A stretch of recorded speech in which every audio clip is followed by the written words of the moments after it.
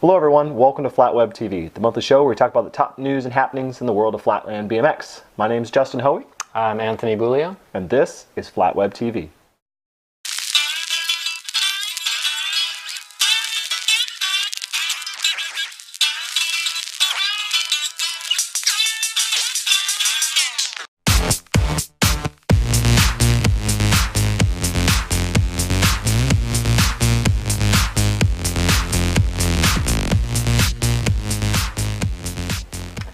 Well, welcome back everybody to Season 2, Episode number 1 of FlatWebTV.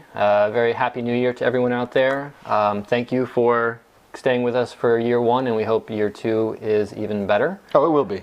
Oh, it will be better. Okay. I think anything would be better than the first episodes of year 1.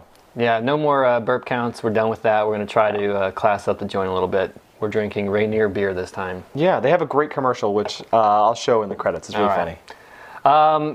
Actually, the start of the show is a little bit somber. A little somber for the New Year, which, you know, Happy New Year's to everyone, but we definitely want to talk about the tragedies in the Philippines with the mass floodings that they're having. Major storms, mass floodings, villages washed away, massive loss of life. You might remember a couple months back we gave the Jimmy Kibbins shout out to the Iligan flat crew. And they got in touch with you, right? That's right, yeah. So they hit me up on Facebook, sent me a few messages, some photos and video of the devastation. Also sent me a photo of one of the riders, one of the guys there, and really all he has left is his BMX bike, which is great, but, you know, in the grand scheme of things, they're hurting really bad. They also had a message on Global Flat asking for donations, anything that you guys, anybody can provide to help them. You know, get in contact with them, donate if you can, and help those guys out. They really need it. Definitely. The Flatland community has been pretty good about coming together, whether it was the tragedy in Japan or the Chase Recovery Fund.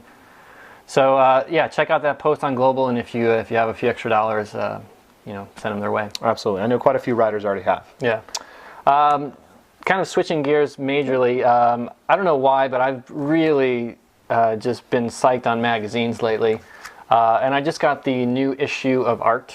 I actually bought 2 issues, so one is for you. Thank you. Thanks for my Christmas present. Very late Christmas present. Yeah. But this issue is pretty cool. There were a couple things that I wanted to point out. First, Diego Tejada has got a full-on piece in this. Yep. Really, really cool. Some great photography in there.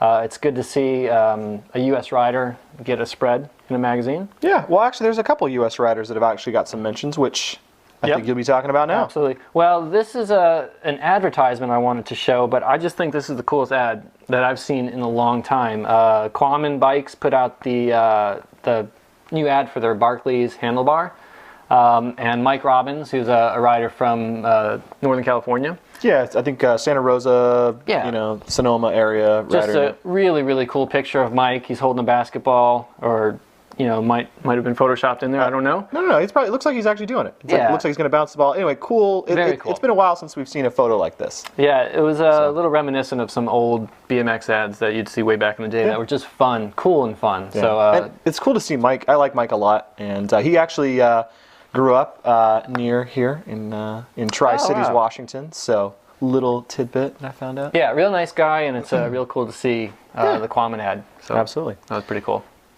And last little bit, there was a very big Chase interview in that same magazine. Oh yeah, that's right. Not so much an interview, but Chase kind of wrote a treatise or a philosophy on old school versus new school, and really kind of taking out the fire of that, saying it's all dependent on how you look at it. It's a good read. It's long, as you might imagine, but definitely worth reading. Let's go to the Rolaid interview. I just love riding magazines because they just stay in my bathroom. And well, I'm glad that's not the one you're going to give me. No, this is a clean one.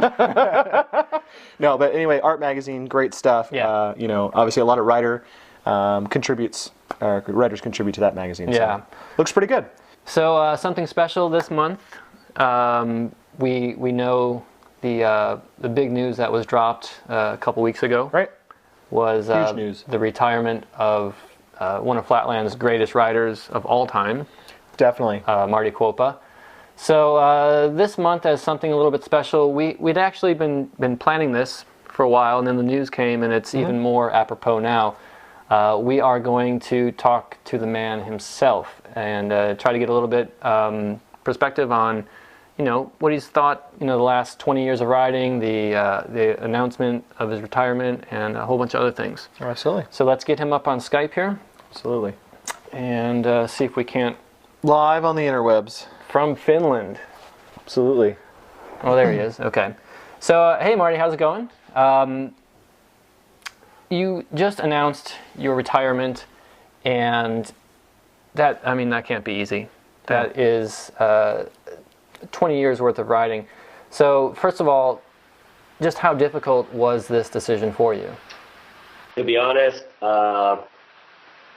not to sound hairy or anything like that, but it's been definitely the hardest, the most difficult decision in my life, because I started flatland when I was a little kid, and basically during the time, flatland sort of made my identify myself. So it's like really strong part of me, and that's why it was the most difficult decision in my life. But it's been in the back of my mind for last at least, I would say, 5 years.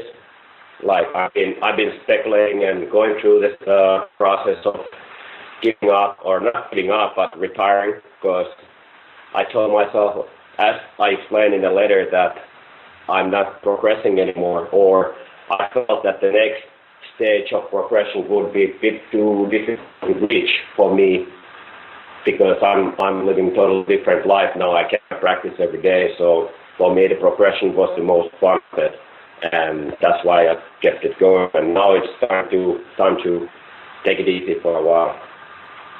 But definitely, harder than any breakup with any girlfriend, nothing like that. So fair enough. Well, it's been a full 20 years, right? Yeah, you started in 1991. Yeah, and actually 1990 I had my first BMX bike, and that wasn't a freestyle bike. But 1990, I think I learned a tail whip and a rollback on a just a regular, really bad BMX bike. And after that 1 year, I was saving money, and I was able to buy a dyno slammer. Well, that's pretty cool. So 20 years, you're 33 now, still young. I would say very, very young. In my book. Oh, yeah, absolutely. So Marty, how does it, feel to be kind of one of the old guys? Yeah. Well, to be honest, it went so fast. Like, I was traveling all over the world and came back home, started riding and shooting videos and so on. So everything happened like this. All of a sudden, I'm 33. I'm like, how did that 15 years go already? But I still have some time on my face, and I look back in the time, and I'm really, really grateful that I did that journey, and I'm happy if I'm able to motivate. And even though if I'm retiring, I hope that there is a place in everybody's heart for me, and they still keep motivating themselves in my videos or something, because I understand how important it is to stay focused and stay motivated. And I had a lot of role models when I was younger, and still up today I have. So it's definitely a good thing if I'm able to motivate people. Well, I mean, speaking of riders that motivated you, either past or present, who are some of these riders that keep you motivated? Well, been thinking about it, and I'm not going to tell all the names because my list is quite big. And it's better off to stick to a couple of names, because there is too many people to give props and show my appreciation. And there's a lot of other people who've been helping me on the road. So I would say that definitely Kenny Jones, Chase Gouin, Jesse Puente, Perry Mervar, and gotta give it out to Viki comments. Yeah. And rest of the 25, 30 people, they're all really super good guys. Been sitting in the same dinner table with almost everybody and been having good conversations. And so grateful made those friends in my life. Very cool. It's a pretty good list of riders. Yeah, I mean, those are some of the most influential riders in Flatland. Yeah. And probably the biggest names you can think of. Sure. I mean, Kevin, Chase, you mentioned Jesse, Viki, of course, and Perry Mervar. Yeah, that's a name that I don't think most people know. Actually, it's somebody I didn't know until we, had done this interview and asked these questions. So I remember watching Perry. He was definitely a rider that was kind of at the top of his game in the late 80s, early 90s. But Kevin, Chase, Jesse, Viki, Perry, what is it about these riders specifically that you like? Well, obviously, each one of them brought their own style and took the level really, really high, like basically untouchable level. And Jesse, even still today, he sticks to the scene, and he brought up the freestyle attitude of riding. Kevin, obviously, I don't know if I even have to go there, but everybody knows Kevin did.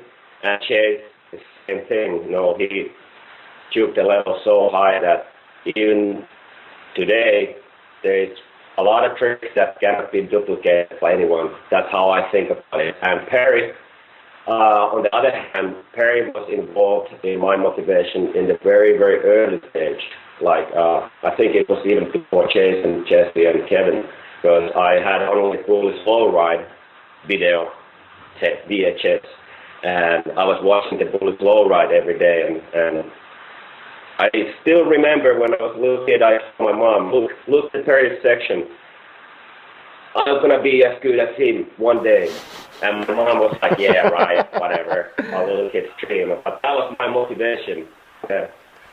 So you're 12 years old, you're starting to ride, you're watching slow ride, and looking at Perry's section, you turn to your mom and you say, I'm going to be as good as him someday. I'm almost positive I said that to my mom when I was watching Marty. Yeah.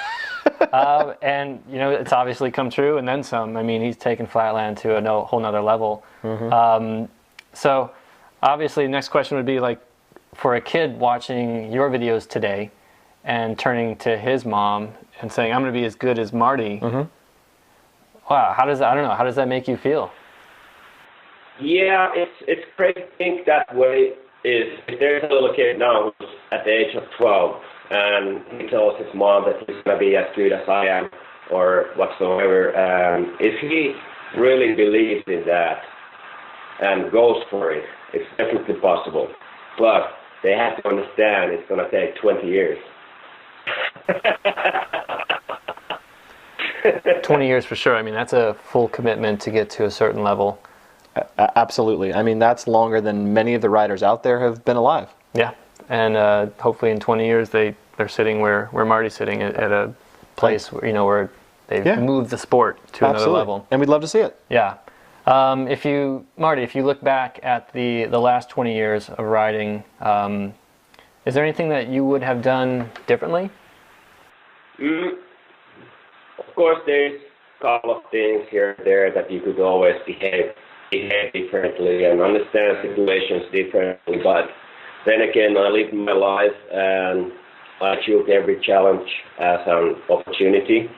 That made me who I am today, so I wouldn't do it any different. And I know it's a heavy journey. Most likely, I think I would do it a bit easier. Like when you look at other sports, they have coaches, for example. The coach tells you don't practice too much because there is no benefit for it. Like, there's not really benefit to practice 10 hours a day for a few months. When we're all younger and when we're so into flatland and you are so into the hardcore attitude about it, and you keep hearing like, oh, hey, this dude is riding like 16 hours a day, I'm going to ride the same because I want to be like really hardcore about it. So that's the only thing I would probably do different, like to ride a little bit less, but more effectively. Going back to the letter where you explained the retirement, you mentioned that part of it was that you weren't progressing at the level that you felt you wanted to, your personal goal of progression.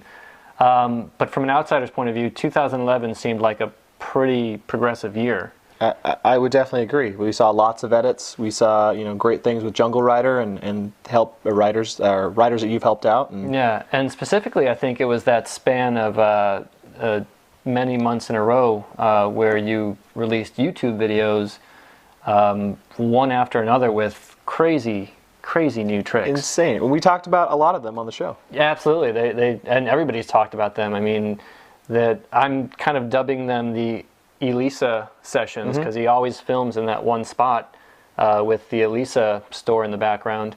That was a pretty good period of progression. I would definitely. I don't know many people that would disagree with this. Yeah. So, what was it about those YouTube sessions that I mean, what was driving you there?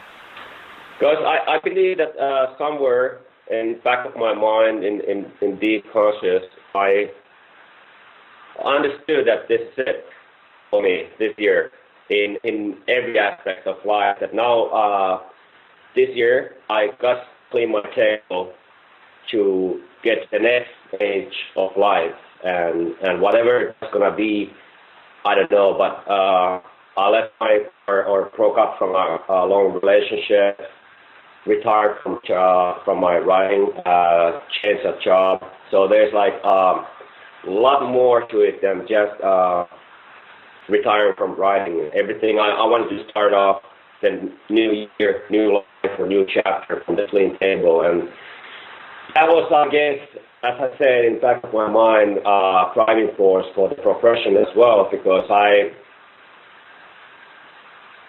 promised myself that one day, when I feel it inside of me, and when I get my level highest, I'm gonna stop and leave myself a good taste in mouth that I took the words from the little kid who wanted to be as good as Perry, if you understand. And I really feel that my job is done.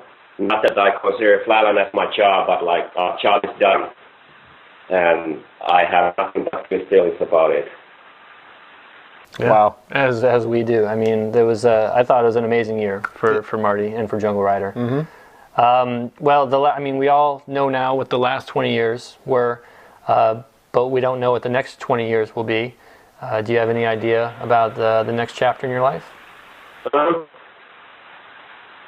Sort of, yeah. I know probably what will happen next, and it will be interesting. Obviously, I'm a family guy. I'm from a big family, so I hope that, right, even though I don't have a girlfriend at the moment, but I know everything will happen fast. Let's go. It's right there whenever someone walks around the corner. So I know I'm gonna follow that thing, and then I will concentrate on my current job. I will try to make good career out of that, and hopefully one day I can get back on my bike and just ride for fun of it.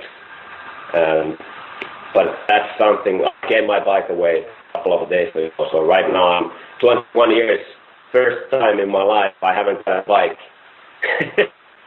And I gave it to someone very special in my life. It's I don't know if you ever saw this Finnish guy who was sending art pictures of Thailand to BMX Plus magazines. Timo Lanti, Too Fresh. And no one knows about it, but he's the one, like in the very early stage, he was teaching me a lot of things and how to get into Thailand. And around that time, he was really professional writer in Finland, and I was looking up to him, and he was helping out a lot. So I went out to his house the other day, and I gave my bike to him. I'm like, "This is yours. Thanks." Gave your bike away. That's awesome. I mean, that definitely shows, you know, dedication and to where you want to go in your life. And how'd you like awesome. to open the door and Martti's there and he's giving you his bike? I think that'd probably be the one bike that I would actually keep. Yeah. You know, that's pretty. But I mean, Martti, you've always been known as kind of generous with parts and with other riders, right? I've been giving up everything I have. I haven't got any bike parts in my life. I have a couple of JungleRider frames and some tires, but yeah, I'm always being like, I've been taught to be, if you have a sandwich and your friend has a hunger, you split the sandwich and so that's what my mom and dad told me. And I've been living that life ever since. It's a pretty good philosophy. Well, that's a great way to live. Yeah. Well, I mean, what can we say other than thank you? We really, really, really appreciate not only giving us the time for this interview, but the last 20 years worth of riding. Definitely. A big thank you, you know, from myself, from, you know, FlatWebTV, and I'm sure from all the viewers out there as well. Yeah, we will we'll give you the last words. Anything that you want to say to end this interview? Really, thank you, Flatland in general, because Flatland taught me everything from people skills to industry and everything. So it was definitely a good school to go, and without having to read a lot of books. So I understanding a lot of things about life because of Flatland. So definitely big thank you to Flatland.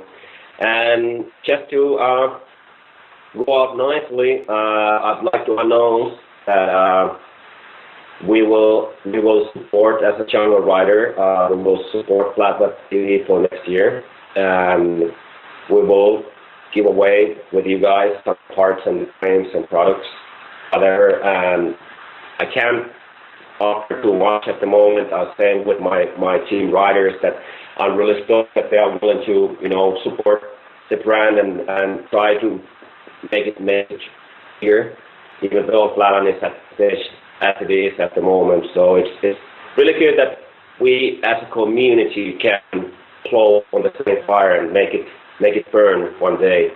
So yeah, we'll be the sponsor of FlatWebTV 2012. Yes, I want to support people who have their heart on the table for whatever they do. Same as Ephraim is doing a lot of things for Flatland, and even sometimes, okay, I saw that people might take that kind of things for granted, if you know what I'm saying. Like, Ephraim is working full-time, he's riding full-time, and he's putting definitely a lot of effort on flat matters online. And I definitely want to support such characters in Flatland, because they are the driving force, and they are the key to make Flatland a healthy place to be. Wow. Yeah. That's awesome. That's awesome. Well, again, thank you so much. Good luck in the next chapter of your life. We look forward to and very, very much appreciate the support from JungleRider for FlatWebTV in 2012. More details on that will be available in the coming episodes. That's right. But until we see you again and hear from you again, good luck and thank you very much. Yeah, thank you very much, Marty. Yeah, we really appreciate your time. Cheers. Well, that was awesome. Oh, that was a great way to start the year. Very cool way to start the year. I can't wait to see what we're going to do for the parts giveaways. Mm-hmm. You know, we're going to come up with something special. Yep. We want to get inclusive for the whole community to have a chance to win some cool JungleRider stuff. Exactly. So, like you said, we are going to be kind of announcing the details in our next show and announcing all the giveaways throughout the rest of the year. Yeah, should see us all the way through 2012. So I'm really excited about that. Kind of to end this episode, we thought we would call out our favorite Martti edits. Mm-hmm. There are a lot out there. There are, and we spent a bit of time here. There's so many, and ones that I thought were my favorite are now trounced by new ones that I've found that I absolutely love. There, I mean, you can go through the list. There's the Moments solo project, the KGB Impulsivity video, a lot of the older edits from either X Games or from any of the contests. A lot of the contest edits, all the intricate videos from over the years that he's in, and then obviously the edits. This year's edits, yeah. So for me personally, I narrowed it down to. Look, there's like 30 edits or 40 edits he put out this year. I'm calling that and edit for the sake of this argument, and specifically the ones that he shot in that little covered area with Elisa sign in the background. I'll just call them the 2011 Elisa sessions. Huh? These just ran throughout the whole year. Amazing 1 to 2 minute clips. Yep. One of my favorites is that double whiplash on the stem with his foot on the stem. All of that stuff was insane. Oh my God. One of the scariest ones was the skull breaker, where he was doing something and literally landed head first on that hard surface. But That's hard to watch. Very hard to watch. But for me, those collection of edits are my favorite. They stand out as a very, very progressive time for him. I agree. Yeah. Now, one of my favorites is not necessarily those are great videos. I don't want to everybody to think that for some reason I don't like those videos. I love those videos. Not a contest. Just ones that I went through and looked at and looked at which ones were my favorite. And had to be was a video that came out in 2003. It was an Odyssey edit. Now, I'm not sure if this was something that was online or if it was on a video. I couldn't find it for sure. There was a period when I wasn't riding a ton. Yeah. But I absolutely loved this edit. It looked like it was one of those times where he was just having a ton of fun. Everything was just super dialed in the edit, and just looked super fluid. One of my favorite things that he does, where he's in like this cross-footed half hiker and then pivots the whole bike all the way around him and then crosses his feet on the other side. Killer tricks. 360 bar spin, Carl Cruisers, kick flips. I mean, to me, that was a time when, for me, Marty was like that rider that, hey, Mom, I'm going to be that rider someday. Those tricks are still, you don't see a lot of kick flip stuff a lot these days, but that's super relevant, and those are super hard. I mean, all of the tricks, definitely the tricks in the Elisa Sessions videos, the Odyssey edit, in all the videos, it's just like, wow. Yeah. I mean, we were watching the Odyssey edit just a few minutes ago. All of the tricks in there are super relevant today. Yeah. And people do them, and some people are still trying to do them. And if somebody did those in a contest run, they would still do very well, in my opinion. Sure, and those are, 8 or 9 years old at this point. A great video. I absolutely loved it. There is definitely no shortage of great videos out there. So we're going to throw the challenge out to you guys. Go online, find your favorite Martti Kuoppa edit, post it to our Facebook. We'll, be a nice collection of edits that we can check out. Yeah. Facebook.com/FlatWebTV. So post your favorite Marty video there. Absolutely. Really looking forward to seeing which ones you guys like, and maybe some that we've forgotten about. Yeah, I'm sure we forgot about some. I'm sure. We don't know everything. We don't know anything. But we do know we are at the end of episode 1 from season 2. Want to thank you guys for sticking with us throughout this, and again, a big thanks to Marty for dedicating the time for that interview. We know the Skype connection wasn't very good. We apologize for that, but it was the best we could do under those circumstances. I think it's his words that stand out more than any visuals. So big thanks to him. Big thanks to you guys for watching it. We always end the show in a couple different ways, and we're going to talk about those now. The best place and only place to get your event listed would be global-flat.com. Absolutely. If you have an event, submit it there. And if you want to find out about an event, go there. All the details are there. Absolutely. And really, throughout the year, I think when we started this, there weren't a ton of events.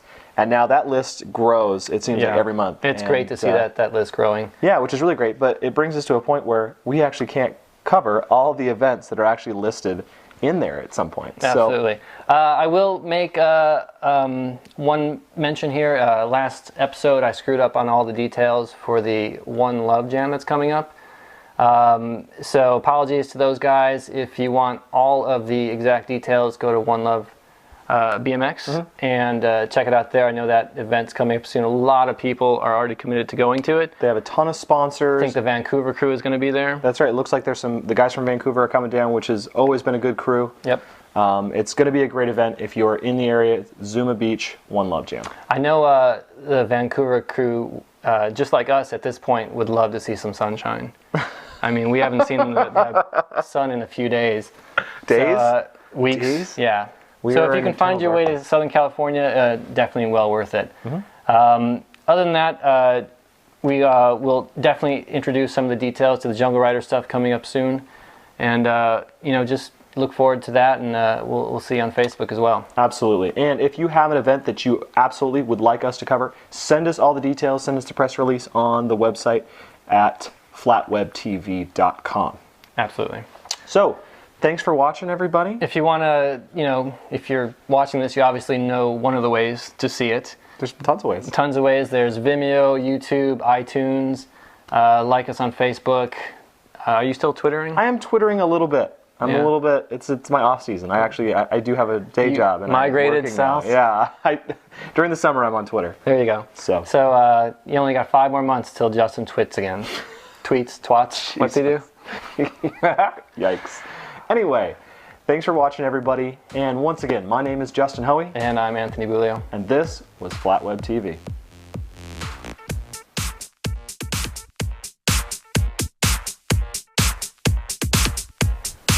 Too much rouge. Are you annoyed by me now? No. Passed annoyed a long time ago. Oh, sorry. I didn't mean to annoy you. All right.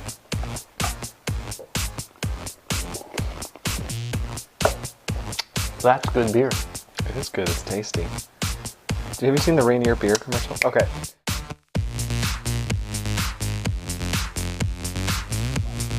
And I don't have my mic on, so we're going to have to start this over again. God damn it. This is not going well. Yeah. Oh my God. We are coming up on our... Fuck. What? Fuck. I didn't know where you were going. I was like, coming up on what? You haven't done that in a long time.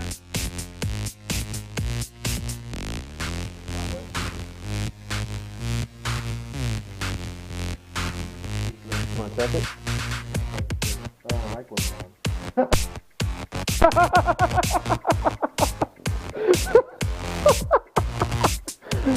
Okay, one more time.